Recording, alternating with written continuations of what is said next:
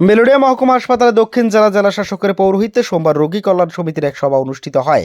হাসপাতালে বিভিন্ন বিষয় নিয়ে এই বৈঠক চলে জানা যায়।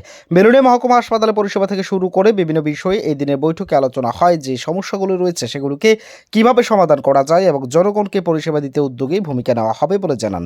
বৈঠক শেষে দক্ষিণ জেলার জেলা শাসক সাজু ওয়াহিদ এছাড়া এই দিনের বৈঠক শেষে সাংবাদিকদের মুখোমুখি হয়ে বর্তমান পরিকাঠামো পরিস্থিতি সাংবাদিকদের সামনে তুলে ধরেন মেলোডিয়া বিধায়ক দীপঙ্কর সেন।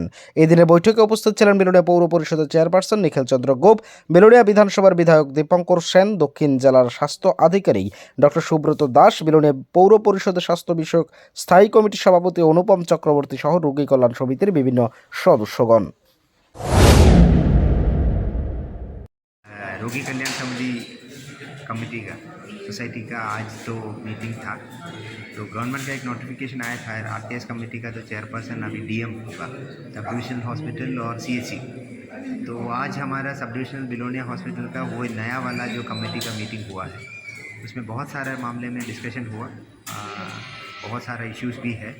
तो इसका डिसीजन बहुत डिटेल में हमने डिस्कस किया है, तो बहुत कुछ गवर्नमेंट के पास रखा हूँ, बहुत कुछ हमारे पास में भी डिस्कस किया है। तो अगले वाले मीटिंग में भी बहुत सारा प्रॉब्लम्स हम सॉल्व करने की कोशिश करूँगा।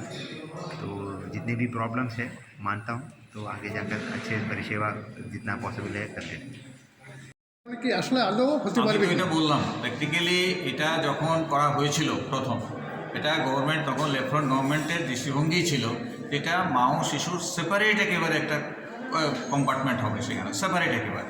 তো এটা করতে গেলে পরে অনেক স্টাফ দরকার, এটা উপরে নিচে প্রশ্ন, সুইপিং প্রশ্ন, আলাদা ডাক্তারের প্রশ্ন, অন্যান্য নার্সিং স্টাফের প্রশ্ন, এই পরিকাঠামো কিছু নেই।